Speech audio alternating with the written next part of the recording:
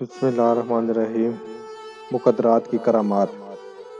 ہمارے دادا کے ایک چھوٹے بھائی صرف 22 سال کی عمر میں 2 بار رنڈوے ہو چکے تھے، ساتھ ہی 2 بچوں کے باپ بھی تھے، مگر پھر ان کی تیسری شادی کبھی نہیں ہو سکی۔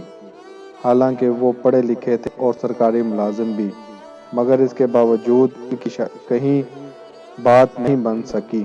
کم از کم کوئی بیوہ مطلقہ یا عمر رسیدہ ہی انہیں مل جاتی، مگر ایسا تک نہیں ہو سکا۔ شاید ان کے نصیب میں تیسری بیوی تھی ہی نہیں۔ دادا کے ایک کزن اپنے ماں باپ کی اکلوتی اولاد نرینہ تھے اور ان کی شادی کے 22 سال بعد پیدا ہوئے تھے۔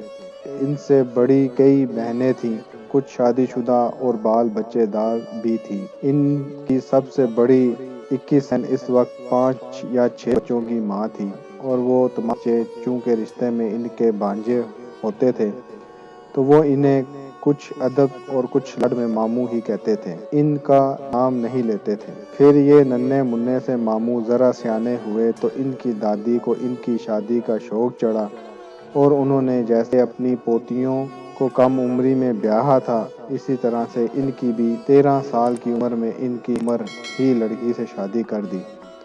دونوں میں بچپنا تھا، آپس میں بنی نہیں، چند ماہ بعد ہی طلاق ہو گئی۔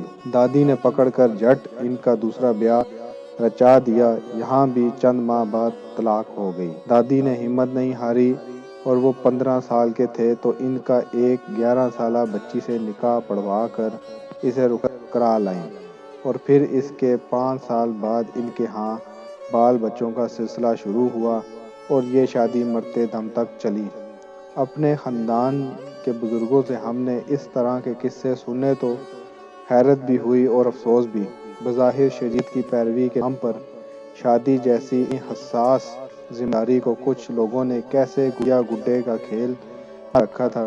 اگر ایسی بات نہیں تھی تو وہ 2 بار طلاق کیوں ہوئی، اور وہ تیسری شادی جو کامیاب رہی تو ہم جیسے خڑوس دماغ کے نزدیک تو اس وجہ یہی ہو سکتی ہے کہ یہاں لڑکی ایک انتہائی غریب گھرانے کی یتیم یسیر بچی تھی، جس کی پرورش اس کے چچا نے کی تھی، جو کافی اور اتنے نادار تھے کہ شادی کے موقع پر انہوں نے بچی کو صرف ایک سوتی کپڑے کے جوڑے کے ساتھ کیا تھا، اور ان کے موقع پر سوائے چھواروں کے اور کوئی اور بندوبست نہیں کر سکے تھے، اور عین ممکن ہے کہ انہوں نے بچی کو پہلے ہی باور کرا دیا ہو کہ دیکھو بیٹا، وہاں تم سے پہلے 2 کی واپسی ہو چکی ہے، اس لیے تم سنبھل کے رہنا اور کچھ ایسا نہ کرنا کہ تم بھی روانہ کر دی جاؤ۔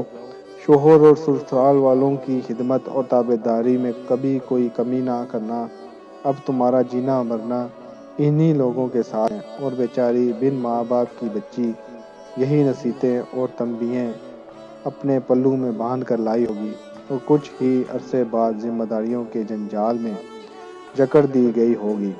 وہ بچی بیچاری تو اس خوف کو ساتھ لیے جیتی مرتی ہوگی کہ 2 کو اس سے پہلے چلتا کیا جا چکا ہے، تو پھر میں کیا چیز ہوں۔ کس طرح اس نے اپنے من کو مارا ہوگا، اپنا آپ کوڑا ہوگا، تب جا کر سرخ ہوئی ہوگی۔ جب یہ واقعہ ذہن میں آتا ہے تو خیال آتا ہے کہ وہ 2 لڑکیاں جو طلاق کا تمغہ جیت کر رخصت ہوئی تھیں، پھر بعد میں ان کے ساتھ کیا بیتی ہوگی، ان کا کیا بنا ہوگا۔ ذہن میں مختلف سوال ابھرتے ہیں، جواب کوئی نہیں ملتا۔ شکریہ ویڈیو دیکھنے کا۔